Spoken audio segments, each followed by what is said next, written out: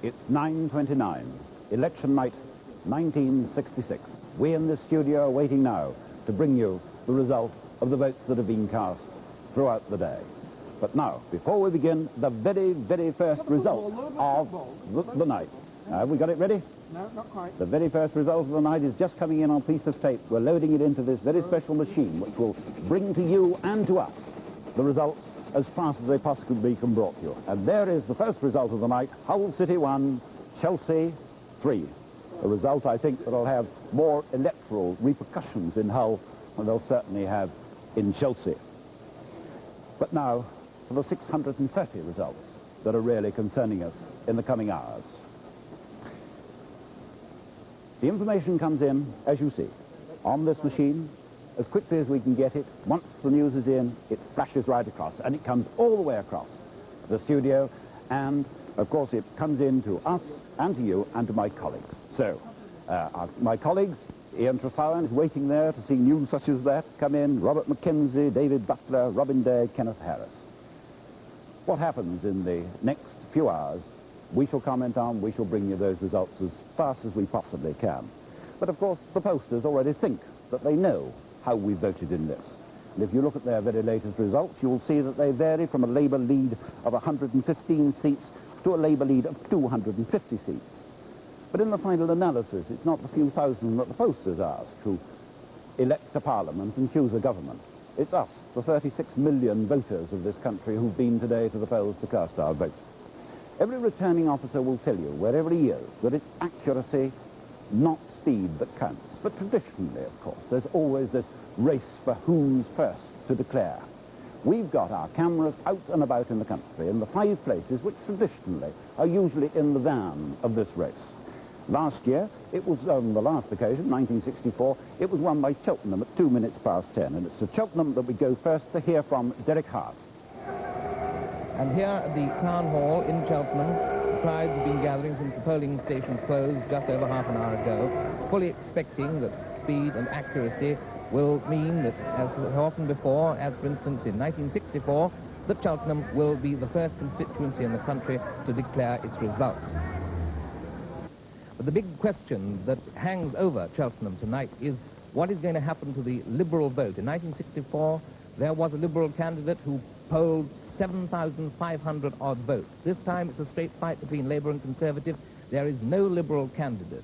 Regardless of swing, if those votes, the Liberal votes, divide 2 to 1 in favour of Labour, this could be a very, very close thing indeed, and the traditional Tory seat of Cheltenham could very well be in danger. Derek Hart at Cheltenham. Mike Parkinson in Salford, where we can expect 2 results here shortly after 10 past 10. They get the results here quicker than most because of slick organisation and the fact that Salford's one of the most compact areas in the land. Shortly after polling finished at 9 o'clock, the first ballot boxes started arriving here at the counting rooms in the City Art Gallery and Library. There are 2 constituencies here, Salford East and Salford West. Both seats have been held by Labour since 1945 and with increased majorities since 1955. This is the very heartland of Labour, so there's unlikely to be any political fireworks here tonight. The real interest is in the speed of the count. Traditionally, always one of the first with the results, Salford set its own record in 1959 by declaring the results 67 minutes after polling had finished. But with something like that speed tonight, we should have both results here by about 10 past 10, something like 40 minutes' time. Mike Parkinson in Salford. Well, here in Wolverhampton, we're enjoying 2 intensely competitive situations for the price of 1, because here in the Civic Hall, they're counting the votes of both the Wolverhampton constituencies. Of course, very much a personality vote being counted there, perhaps. A vote for him means a vote for Powellism and all that that implies. Let us now just flip over the dividing barrier and look down there under the balcony.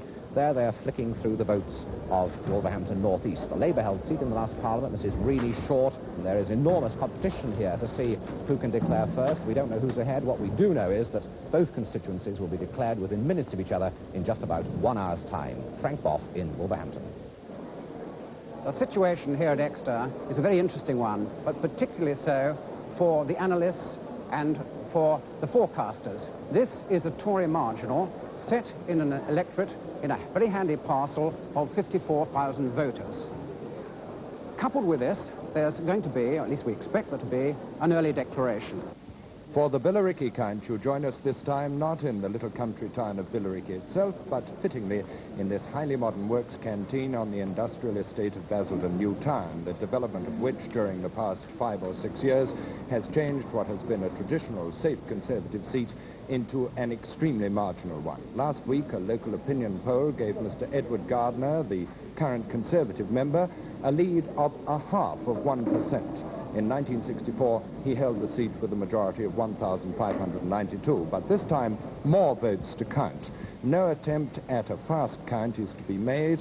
We expect a result at about 11:30, but meantime, things are warming up outside. The count began at 9:30, and there is the Liberal candidate, Mr. Lionel Wernick, a local man. The Liberals polled 10,000 here in 1964. How will they make out this time? This is Raymond Baxter in Billericay.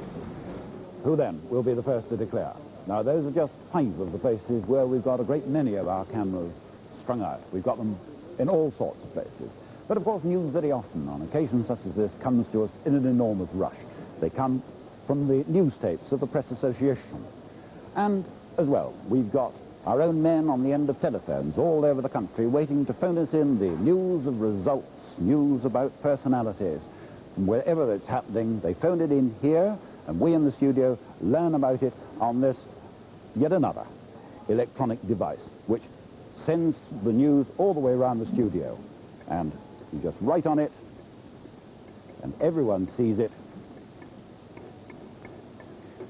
And the results come in this way, on the tapes, on the telephone, on this thing. But the results are actually being dealt with by Ian Trefowen, and this is how we shall bring them to you.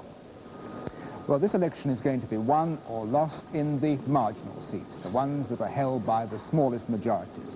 And in giving the results, we're going to give these marginals absolute top priority. We'll still try to bring you the results of all the other constituencies and as quickly as we can.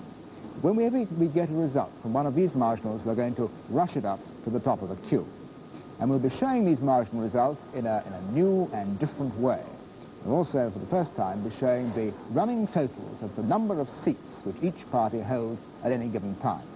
Now, just to show how this will work, let's take a moment in the last election, 1964, and see how we would be reporting it by our techniques this time. Let's take that crucial moment when Labour had won 315 seats and needed just one more to get that overall majority. At that moment, the running totals would have looked like this. And then we'd have had the news that they'd gained another seat. Labour gained, and then a headline would have spelled out that it was Meriden, gain at Meriden, which gave Labour their overall majority, which put them over the top. And then just a few moments later, we would have got on this new electronic system, tapped out as they were coming in the full detailed figures, Christopher Rowland winning the seat and the majority of 363. And then Labour would have clocked up another, to prove, vital seat in the running total. Now, that then is how tonight we shall be rushing you these key marginal seats, also the results from the seats of about 24 of the top personalities in the 2 main parties. The other results we'll be showing you in the normal caption, which you've seen before. Here, for instance, is how we would have shown, in fact did show, the result last time from a safe seat like Beckenham.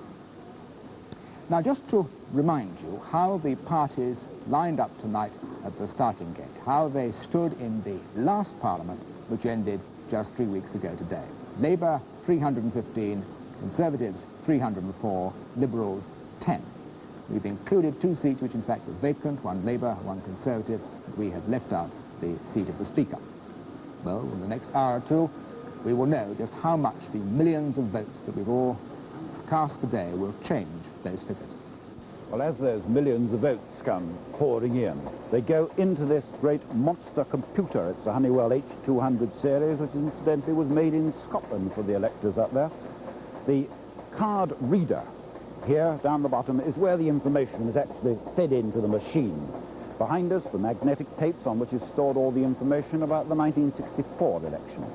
2.5 seconds later, the result comes out. And out with that result comes a great deal of data about the results. The information is vital to another part of our high-speed operation. It's that of analysis, prediction, and heading the team of analysis, here is David Butler. The result, well, it'll be plain very soon.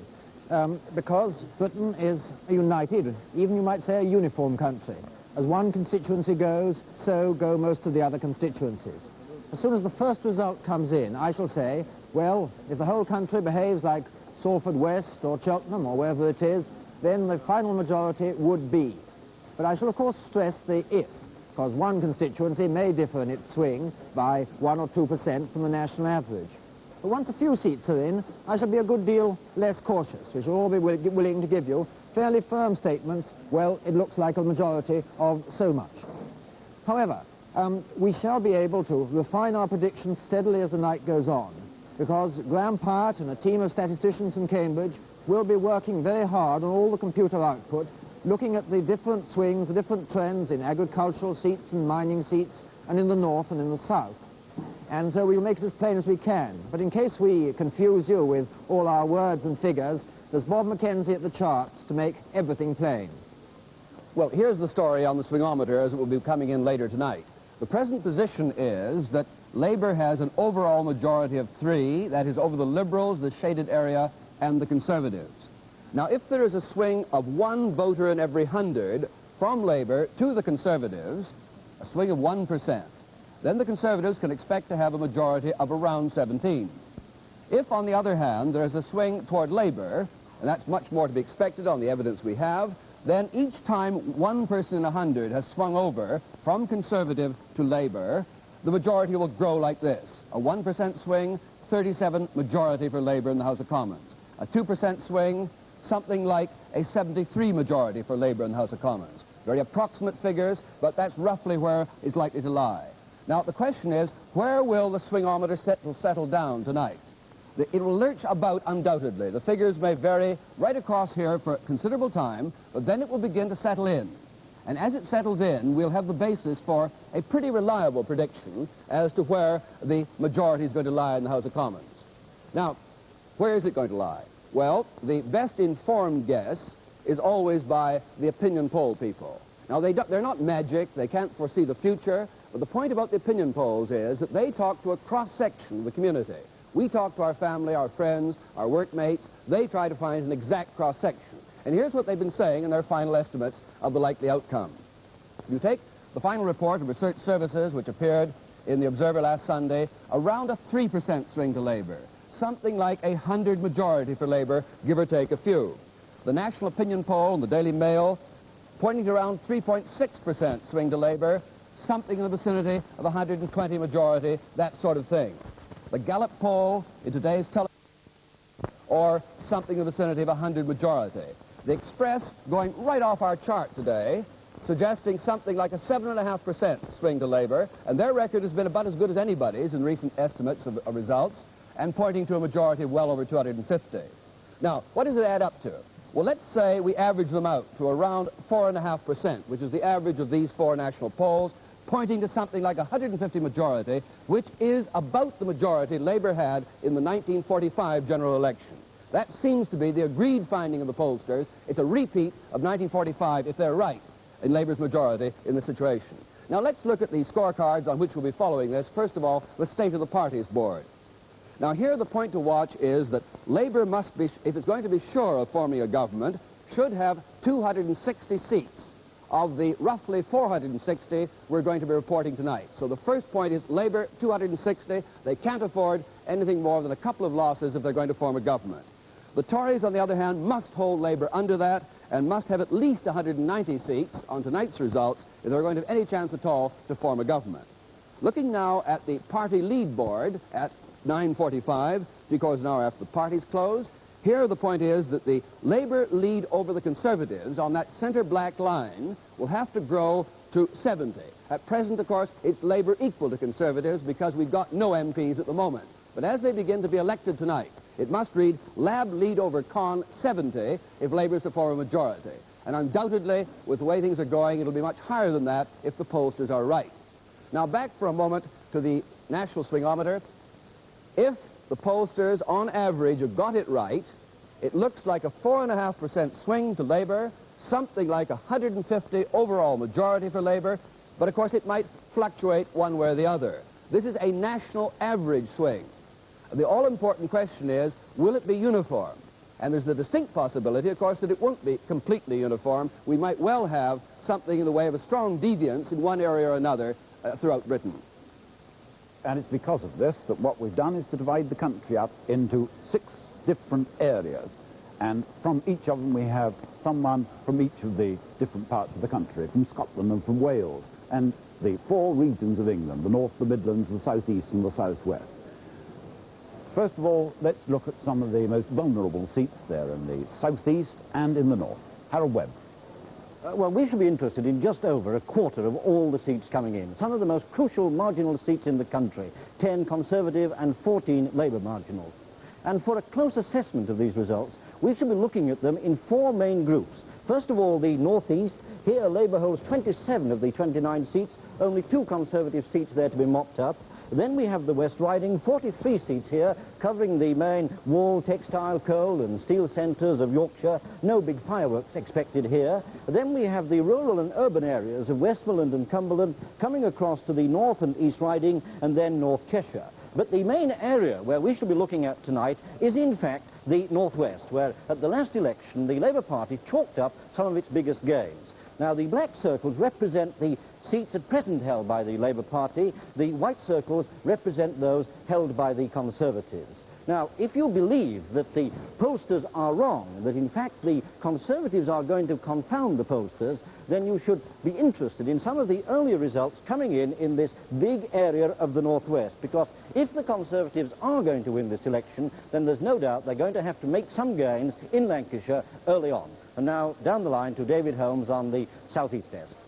Where there's the biggest concentration of seats, the biggest concentration, too, of Conservative marginals. So if the polls are right, we should be expecting big Labour gains early in this part. Not so much in the centre of London, where Labour already has all but 10 of the 42 seats, but certainly in the Greater London area, the circle of outer London, and quite a sprinkling, too, in the counties in the circle round London from Essex back to Kent. Now, what are some seats to watch in the next 2 hours in the southeast? Hornchurch should go Labour to even a minute swing, but there will the Liberal withdrawal help the Conservative to hang on. At Oxford, Conservative for a very long time. That could go Labour on a 1.5% swing. Other seats like that should tumble if the polls are right. And looking at the other side, will Labour Watford move further left or rightwards, as a recent poll predicted? And lastly, will Eric Lubbock hold Orpington for the Liberals? Some points to watch in the southeast. It's in those 2 large areas that tonight 2 men watch and wait. We too shall watch them and wait with them. They are the 2 party leaders. Up in Huyton in Merseyside with the Prime Minister is John Morgan. Harold Wilson hasn't yet arrived at this electoral counting house. He's gone to Liverpool, but he should be here well within the hour. Not surprisingly, perhaps, he's been in a very cheerful and relaxed mood all day, travelling around the constituency on a cold, sunlit day with his family, talking to old people, having tea with old-age pensioners. He met the oldest voter. He played a little football with some children. Well, at the last election here, the excitement was very memorable. It may not be quite like that this time. The result should be declared around 12 o'clock, and Mr. Wilson will know then the condition of his 20,000 majority. And I hope to talk to him after that. This is John Morgan in Huyton. 250 miles further south, down in his constituency at Bexley in Kent, is Mr. Edward Heath, the leader of the Conservative Party. And watching Mr. Heath, and with him is James Mossman. Here at Bexley, Mr. Edward Heath's constituency, most of the ballot boxes seem now to be in. Mr. Heath himself got here very early this morning, and he met up with a Tory motorcade at a pub called the Wee Anchor in Hope, rather pointedly, and they set off on a massive tour of the constituency, which went on almost all day, with a break for lunch at the King's Head, which was cold chicken and ham and malt whiskey. Last time I saw Mr. Heath tonight, he was still waving and smiling at potential voters and looking as serene as ever. And he told me, last time I saw him, that he expected a very heavy turnout at the polling stations. He's coming here at 10:30 to await the result, which is itself expected at Bexley here at 11:30. Jim Mossman at Bexley. Not only is the future of those 2 men at stake in the next few hours, but also of a number of other people. We shall watch the fortunes, for instance, of a former Foreign Secretary, Patrick Gordon Walker. rejected at Leighton after he'd already been rejected at Smethwick. And at Smethwick, there too, we shall have our cameras to see Peter Griffiths, the man who in fact ousted Patrick Gordon Walker, to see if he can stand up to the tough challenge from his new opponent, the actor Andrew Foulds. In Nelson and Co, Mr. Sidney Silverman, a lifelong advocate of the abolition of capital punishment, is challenged by Mr. Downey, who is the uncle of a murdered girl. This is being called the hanging election. There too we shall have our cameras, as we will further north in Preston, where there are two absolutely cliffhangers, very close seats indeed, both in Preston, one of them held by this man, Mr. Julian Amery. Now these are some of the key seats. Some of the others we shall watch with Robert McKenzie. These are the ones we'll be watching all night. The really key seats where the battle will be fought and lost or won. Down this way, Labour marginals, like Brighton Kemptown, where a swing of 0.01% would carry the day against the Labour Party and for the Conservatives. That means one person every 10,000 only needs to change over for that to be carried by the Conservatives. Ealing North, again, tiny swings, you'll see, required to bring these from Labour to the Conservatives.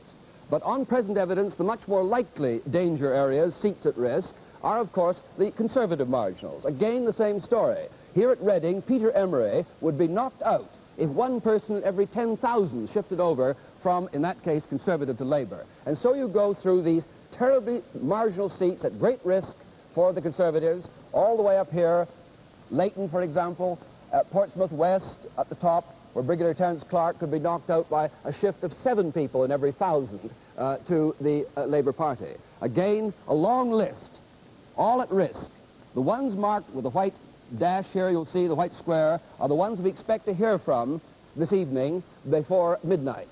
These are seats at risk. In all, something in the order of 80 seats are at risk if the national average swing predicted by the polls is right, which would bring the area around here cut off Truro or Croydon Northeast. Those are the seats that would go down in a sweep of the kind the opinion pollsters are predicting. We'll be talking about them again and again later in the evening.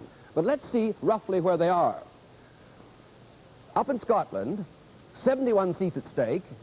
Only 5, however, are Conservative marginals that might fall on the kind of swing the pollsters are talking about. Again in the north, a lot of seats at stake, but only 9 are Conservative marginals likely to fall to the kind of sweep we're talking about. In Wales, 36 seats at stake, but there only are 2 Conservative seats on most estimates on a national swing likely to go. Rather more in the southwest, where there are in all 48 Conservative seats, of which 17 could go down in the kind of swing we've been talking about. And of course in the southeast, including London, a great mowing down could occur where there are 107 Conservative seats and 29 are at risk on the calculation of a national swing. And in the Midlands, of course, again 18 of the Conservative seats, 59 Conservative seats, are at risk tonight. But of course much depends on the variations in swing that may occur in areas like the Midlands. Well, if it is regional variations you're looking for, the Midlands could be the place to provide it. It does include, of course, in our map, East Anglia, on the other side of this one. Now, 7 or 8 seats here quite easily in this area with its motto, do different, an area which prides itself in so often confusing the prophets. 7 or 8 of these seats could easily change hands, and yet they could not provide, perhaps, a special general pattern of a swing to one party or the other. Now, say we move across the East Midlands and assume that this will follow the national trend, it's here, in this area of the West Midlands, that you may see some surprises in the next hour or two tonight. Because here they've found that they do not normally follow the national trend, at least they do not swing towards the left as fast as the rest of the country. Now here, Labour hopes to pick up Birmingham, Perry Barr and Smethwick. But the Tories, for their part, hope to pick up 1 or 2 Birmingham constituencies, and in the Black Country, Oldbury and Halesowen. But perhaps the $64,000 question to be answered tonight by the Midlands is whether immigration is still a major factor, or whether the 1966 election has killed it as a major political issue. From the Midlands now, over to the southwest and Tony Barker. The southwest of England behaved last time very much as the nation as a whole. But both those figures are general averages. Within the region, we had interesting differences, and perhaps it was partly a question of town versus country. In the towns, there are some 17 Conservative seats which could well fall to Labour tonight on the projected swings. They are, of course, in the big cities of Bristol, Southampton and Plymouth. But it's in the countryside that we have something in the southwest a little distinctive, and that is the traditional strength of the Liberal Party. They're often the main challengers to the Tories in the rural areas. They've already got 2 seats, Jeremy Thorpe's seat at Devon North, and one they took from the Conservatives in Bodmin last time. These striped circles are Liberal-held seats in the last Parliament. They hope very much to take Cornwall North, which they will get from the Conservatives, on a swing of only 1%. They also have hopes for Torrington, back here in North Devon, and for the Wiltshire seat, way up in the heartland of England. Generally, the southwest is a great electoral granary for the Conservative Party. They would be hard-pressed indeed to do really badly here. But they are facing a double challenge, from Labour, often in the urban areas, and from the Liberals, often in the countryside. We're going to be looking to see not only how Labour does in the West Country tonight, but also to see how well the Liberals do. Just one point to keep in mind as you're watching the results come in tonight. That's the all-important consideration that the big cities count first, far ahead of the rural areas and the small towns. So naturally enough, Labour tends to spurt ahead on the first results even more than would be justified by the final result. Let me remind you what happened last time in the election of 1964. Here we have Labour, the black line. Labour roaring ahead, showing a surprising lead over the Conservatives. So when we went off the air at 4 a.m. last time, you had this kind of Labour lead over the Conservatives. Then, as the second day's count began, with far more rural areas coming in, you then have a closing of the gap, a kind of kick in the tail for the Conservatives normally when their areas come in where they're strongest, and you get that closing of that sort. Now, it doesn't mean for a moment the kick in the tail this time will save the Conservatives. But that was the reason why earlier I was stressing that Labour must be well ahead tonight when we shut down if they're going to be certain of forming a government with the big majority that seems to be suggested by the polls. There are 71 seats in Scotland, and at the dissolution they divided 43 Labour, 23 Conservative and 5 Liberal. And as you can see, the Liberal strength is in the north and now in the borders. Orkney and Shetland, Caithness and Sutherland, Ross and Cromarty, Inverness, and a year ago, David Steele won Roxburgh, Selkirk and Peebles. 5 Liberal seats, they hope to gain more. 5 of these 25 are, as you can see, Labour. Aberdeen North, Dundee West, Dundee East, Fife West and the Western Isles. Of the 15 Conservative seats, 2 are vulnerable to swings of 4%. Aberdeen South, Lady Tweedsmuir would lose her seat to a 3.9 swing. A 0.7% swing would lose Berwick and East Lothian to the Conservatives and lose to William Anstruther Grey his seat.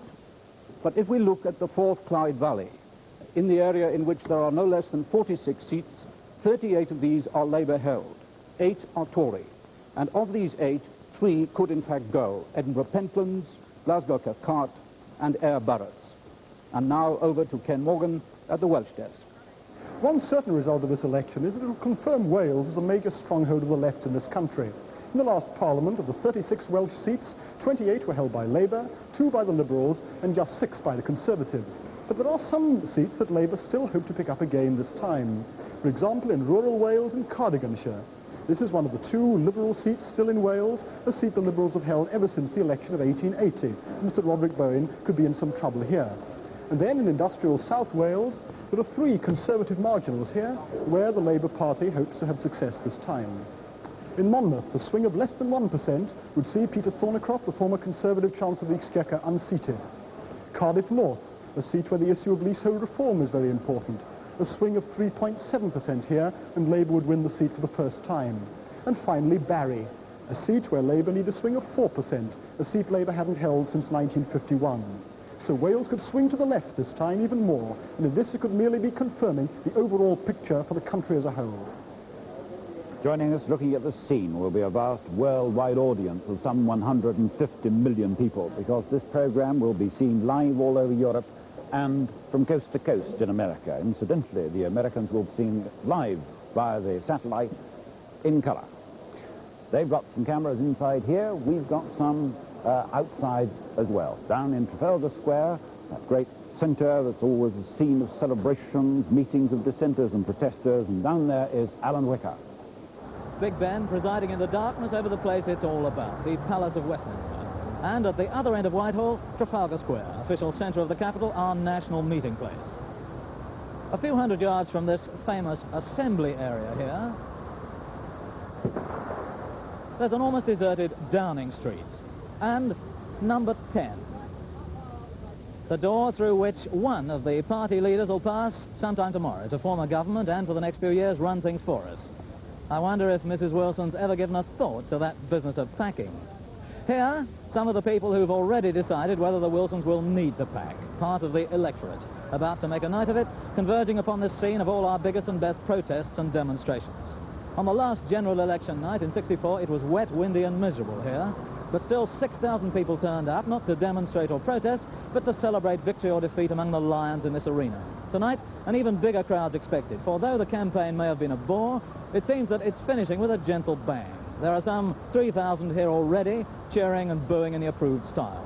The crash barriers are up, and all police from the Cannon Row station are on duty to control a growing crowd, and more particularly, to attempt to discourage those determined individuals who, you'll remember, always try to turn election night into an aquacade by bathing in those illuminated fountains. Well, jolly good luck to the fountainers tonight if they're foolhardy enough. We've had one girl in the water already. But there's an even bigger attraction here tonight, even bigger than those wet fountainers. And there it is, the biggest television set in the business, the BBC's giant screen, keeping these 5 acres of people in the picture. So tonight, everybody here is watching BBC television, just as you are, waiting to see who's going to win and by how many. Alan Wicker, Trafalgar Square. And a very quick word now from Robert McKenzie on the opinion poll. Just one point I wanted to draw to your attention is the extraordinary stability of opinion polls throughout this campaign. If we look, for example, at the national opinion poll of the Daily Mail, it showed Labour, the black line, hovering around 50% all through the campaign. This is the month of March. Stable. The Conservatives dipping a little bit, almost completely stable, ending with a 9-point lead like that over Labour over the Conservatives. Extraordinary stability. I can think of no campaign in history where you've had so little movement, because after all, the polls themselves don't expect to be accurate to within 2 or 3 points. The Liberals, incidentally, making a bit of a kick at the end, showing about 7.5% of the vote now, well below the 11% they got last time, but they do tend to make a strong ending quite frequently. Gallup, almost exactly the same thing. Look at those 2 parallel lines, like tram tracks, with 50%, 40% lasting all the way through, 11% gulf at the end, showing much the same position for the Liberals.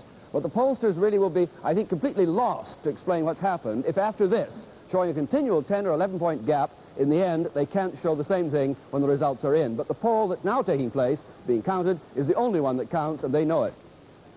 The only one that counts. And we think it's now 3 minutes past 10. That's exactly 1 minute later than we'd had the first result last time. We think perhaps we should be getting a result any second now. We've got our eyes on a number of places. As I said to you earlier, we've got our cameras out in 5 different places. And I think first we can go now down to Cheltenham, to Derek Hart. And in Cheltenham, the returning officer, the Mayor of Cheltenham, is about to declare. Cheltenham constituency result. Dodds Parker, Conservative. 22,683. Wilson, 19,768. Labour. I declare that Arthur Douglas Dodds Parker has been duly elected Member of Parliament for the Cheltenham constituency.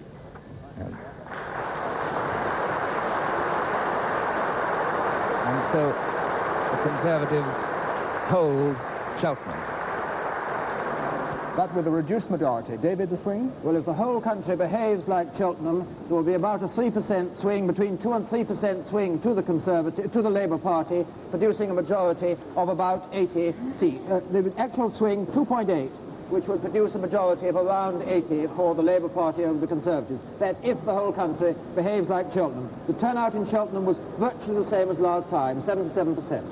So a swing slightly below that forecast by all the opinion polls, all forecasting majorities over 100. Cheltenham, of course, was a seat where there was a large Liberal vote at the last election, 18%, and that there was no Liberal candidate this time. We don't know how his votes were distributed. The full figures now. Douglas Dodds Parker's vote is up by about 3,000. Mr. Wilson, the Labour man, vote up by about 5,000, just over 5,000. And now let's go to Robert McKenzie, I think. Here's that result on the national swing board. 2.8% according to David Butler, well below the predicted 4.5%, but pointing clearly to a majority of between 70 and 100 for the Labour Party. I warned you they'll swing back and forth like this, but the first one is well below par for the course, the one suggested by the opinion polls. I think any time at all we should get a prediction. Here is the first prediction at 10:05. The possible overall Labour majority as a result of that is 80 seats. 80 seats. That's the first to Wolverhampton now. Returning officer for the constituency of Wolverhampton North East is about to declare the result of the election. He will give the candidates' names in alphabetical order and the number of votes which they have polled, and will then declare the name of the candidate who has been elected. Ladies and gentlemen, as returning officer for the constituency of Wolverhampton North East, I declare that the votes polled for each candidate at this election are as follows. Rennie Short, 21,067. Geoffrey Ian Wright, 12,965.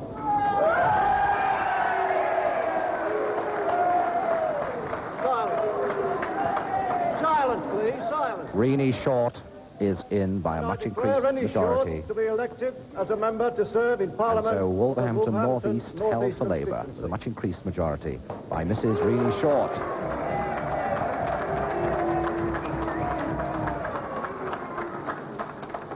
Rennie Short has in fact double the majority, and here's the poll details.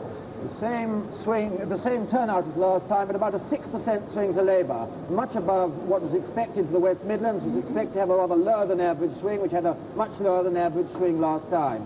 But a 6% swing, we add the two together, and you do point that and Cheltenham, where there was a 2.8% swing, you point to a majority in the 120 area. But we'll get 3 or 4 more seats in, and we'll see how the swing is averaging over the whole country. This has been a Labour seat ever since it was created in its present form in 1950. Rennie Short became the member at the last election in 1964, which has been quite prominent on the backbenches. The exact swing was 5.9, and the turnout was up 1.3. Now, what's likely to happen in Salford, Ian?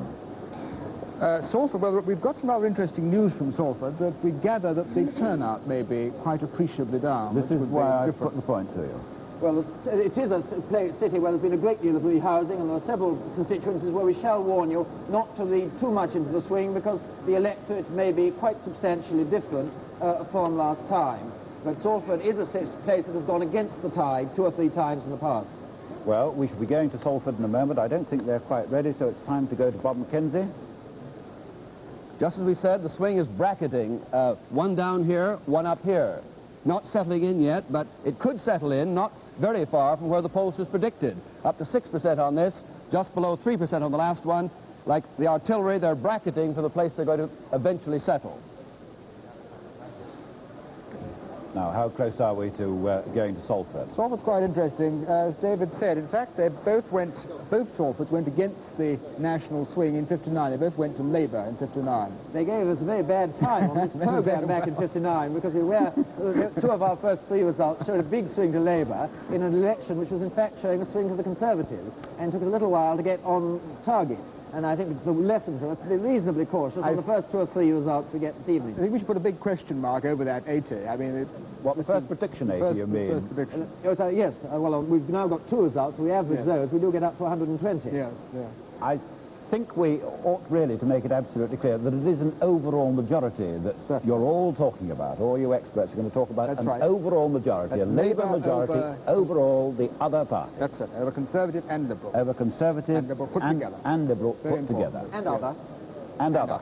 Oh, there's bound to be, well, not bound to be. What am I saying? There's practically bound to be one other. Well, I think that's the Speaker. And we should have expected, really, to have had the Speaker's result in by now, I should have thought. And now we're going to Wolverhampton, southwest, not Salford at all. There first. Wolverhampton, southwest.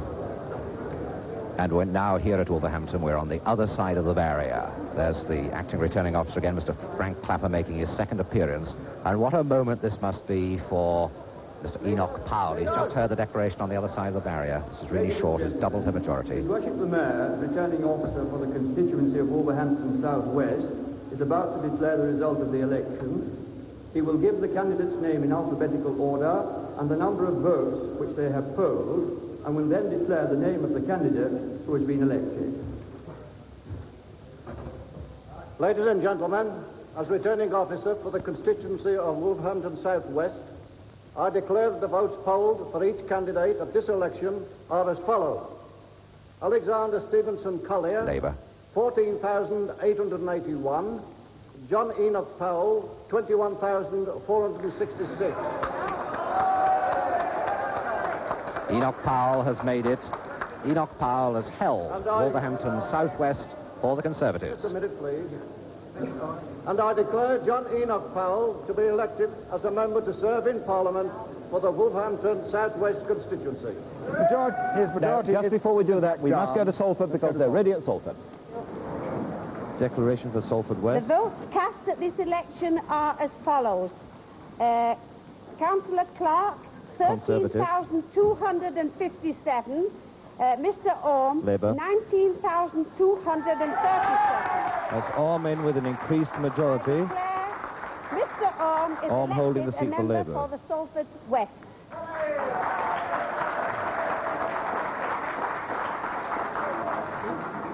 Can I first emphasise that was Salford West, because I didn't say so. I didn't have time. Salford West, increased Labour majority, David. A low swing there, though only about 2.5% in Salford. In Enoch Powell's seat, the swing was 3.9.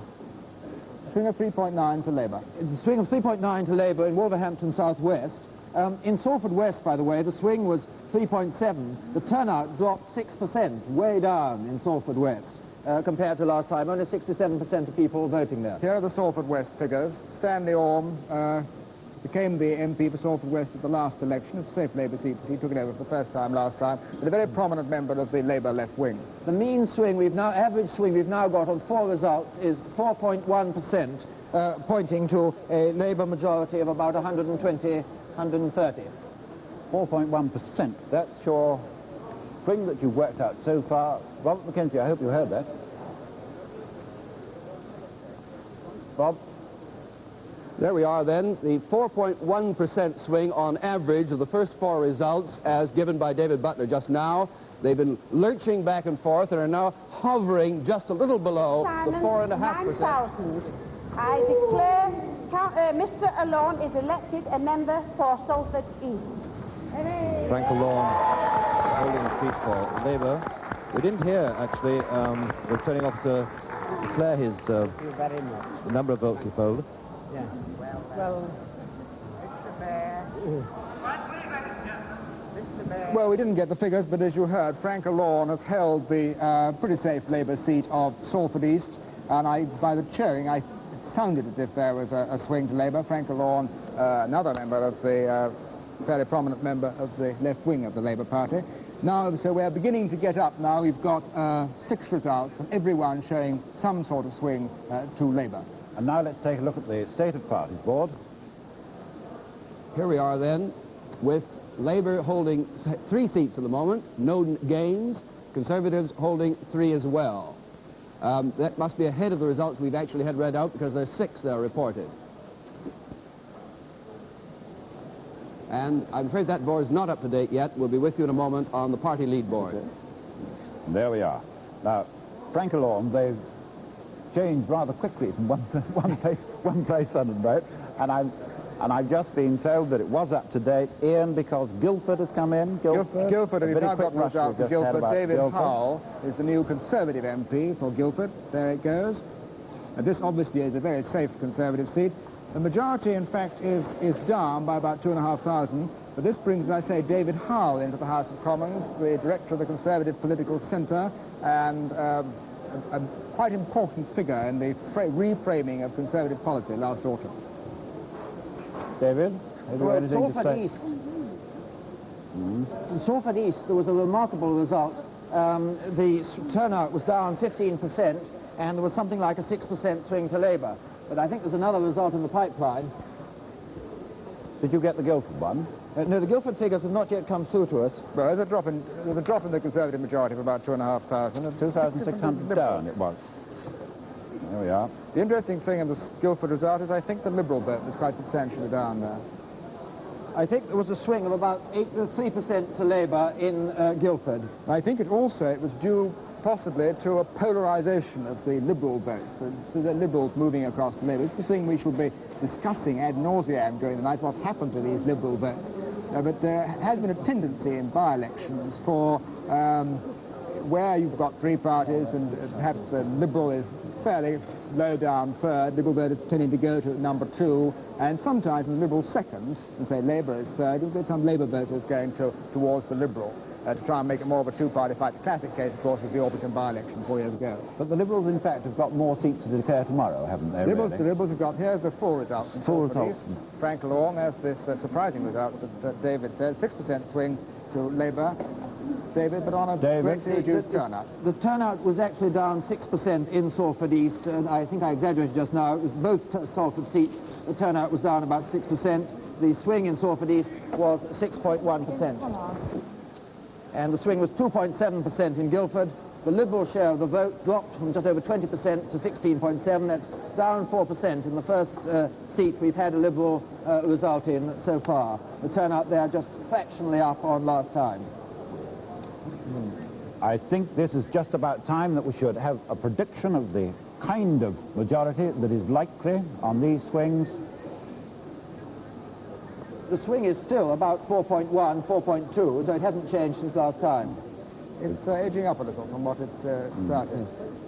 We're just waiting for this prediction to be worked out. Yes. It should be worked out any time at all, and it will interest, I'm sure, not only you, David, but Bob McKenzie over there, but it isn't there yet. I don't quite know where it is. And the prediction, remember, a Labour lead over combined, everybody else, Conservative and Liberals combined. I think, David, am I not right that we're assuming in this prediction that the Liberals keep 10 seats? We're assuming in this prediction that the Liberals keep 10 seats, yeah. and we shan't know about this because some of the Liberal seats are ones that report right at the end of tomorrow afternoon. Southern, Inverness, Ross and Cromerton and so forth. Yeah. Now let's go across to our regional desk, to our Midland region desk, and Michael Barrett. Michael? I think one of the features of Wolverhampton in both cases was this immigration issue which I mentioned earlier.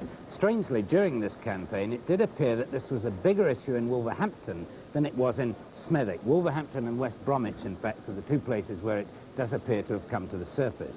In Wolverhampton, 2 or 3 weeks ago, there was a local council election at which one man stood only on this racial issue, and he polled well over 1,000 votes. Now, Renee Short, whose majority is up for the swing of 5.9% to Labour, she deliberately and very carefully avoided this issue throughout the campaign, and as far as I know, never did state her own position on it.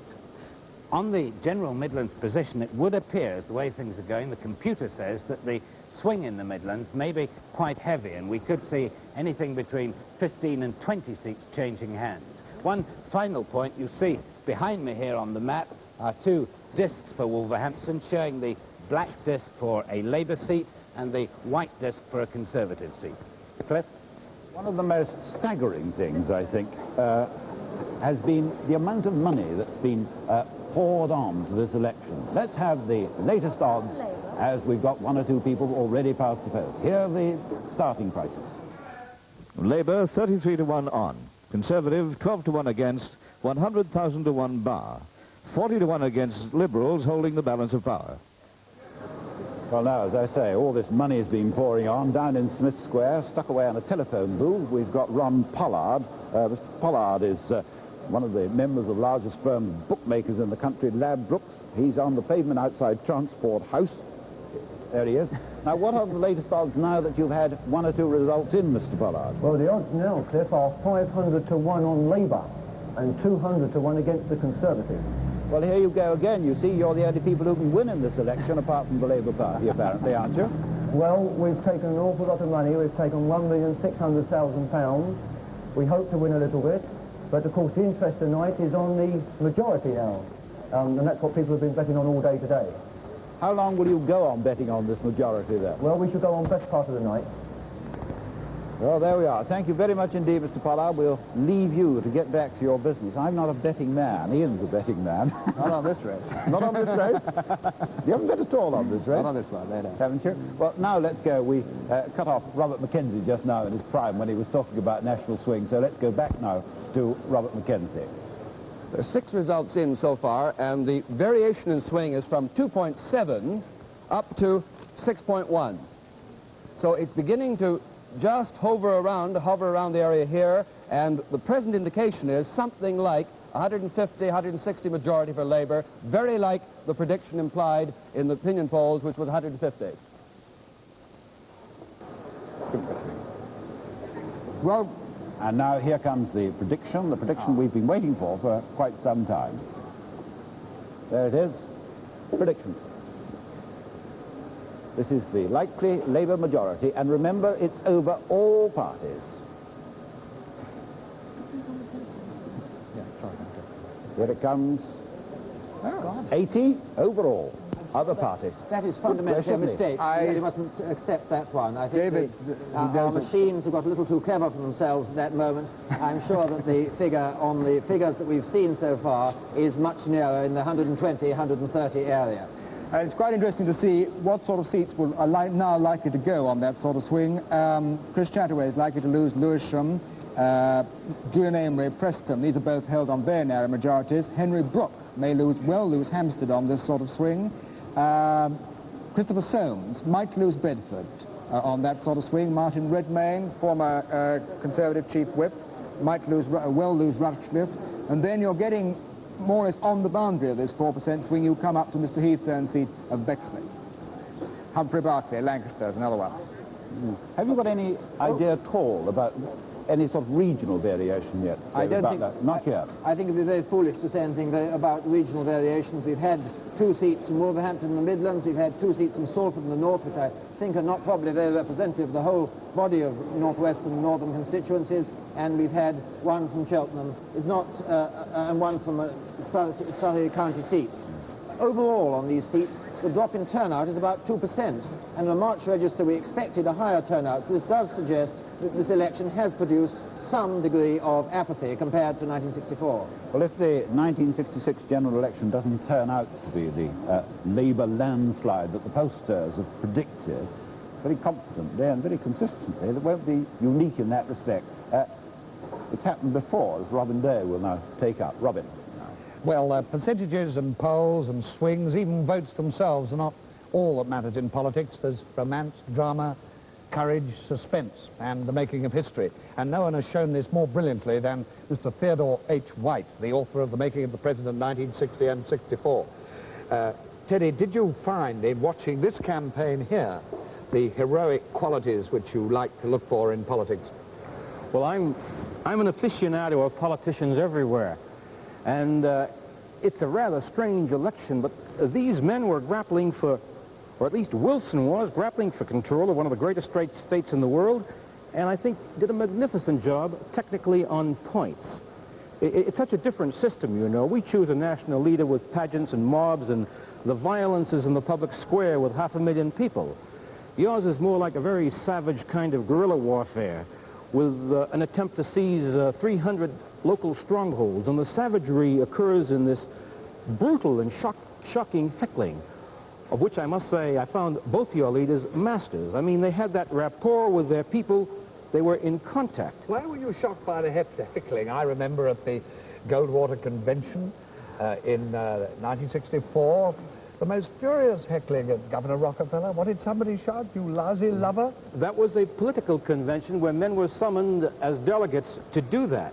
But no one would heckle the President of the USA as I have seen Mr. Wilson heckle. The hurling of imprecations and the ability of these men to master a mob is something that our politicians have not yet do not have to do. Well, they don't have the parliamentary experience, do they?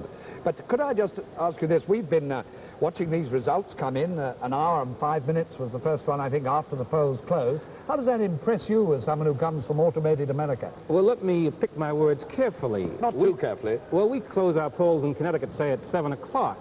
By 7:15, we have more results than you can possibly analyze. By 7:30, we know Kansas, Kentucky, Tennessee, Connecticut, and we know the entire shape of the election by half an hour after the polls close.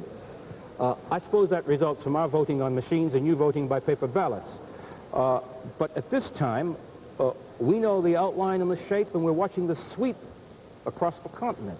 Matter of time zone also, Robin. Can I remind you of something you said in your Making of the President in 1964? You pointed to a conflict which perplexed men in politics at all times, the contradiction between what they must talk about to hold the hearts of their followers and what they see ahead and cannot talk of because so few will understand. Did you notice this conflict here? Oh, I think spectacularly so. What gave the dreary quality to this election is, I think, both leaders saw an enormous crisis coming. I think Heath suffered from this most. He could not describe this crisis without ruining the pound sterling. Can I butt in for a moment? We'll Yes. come back perhaps to you later. We want a word now from Robert McKensie. We have 6 results in still, and the average swing to Labour is just over 4%, which would point to a Labour majority of over 100, in the order of 115, 20, 30, depending on regional variation. If we could look now at the state of the parties board, we'll see the picture as it now is.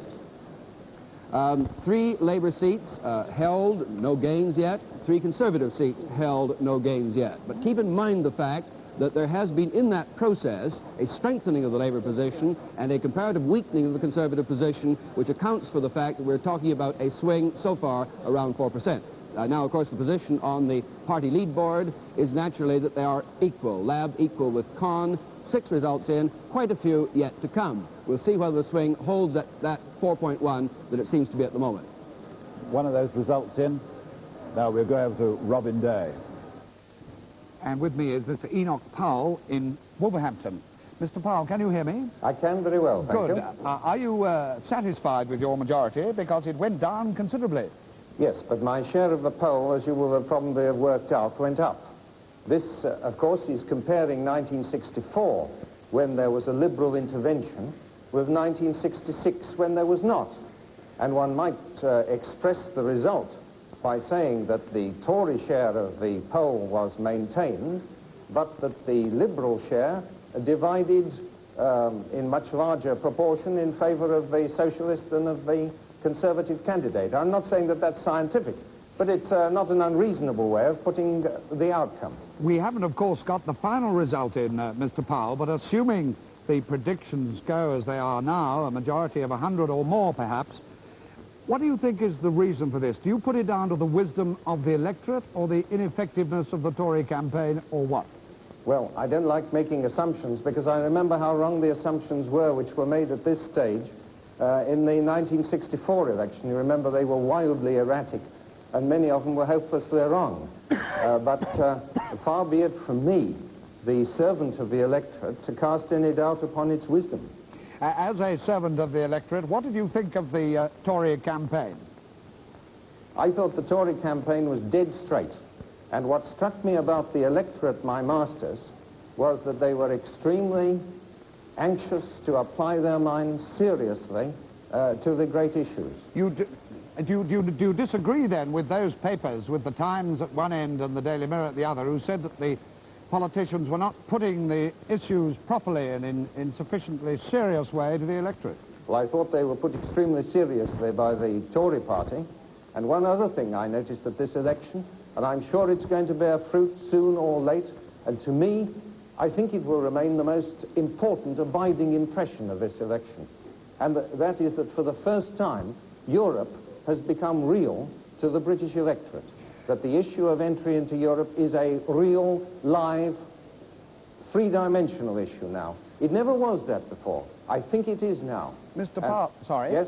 I'm so sorry, please finish. Well, I think this is a good augury for the future, whatever may be the outcome of the results of tonight and tomorrow. Mr. Powell, one final question. Do you think you were an embarrassment to the Tory party with your well-known views on certain matters? I don't really think that evidence of aggressive thinking in a party is a disadvantage to that party. We'll be hearing more of you, Mr. Powell. I've got to cut off now. You shall. For a result.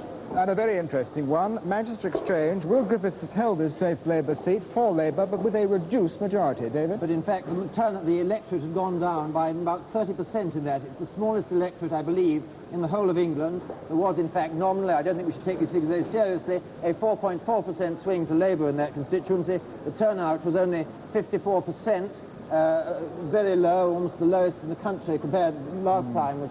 The lowest in the country last time was 51%, I think. So this isn't really a constituency which you can really draw conclusions about Manchester as a whole. No other constituency in the country has dropped in electorate anything like this.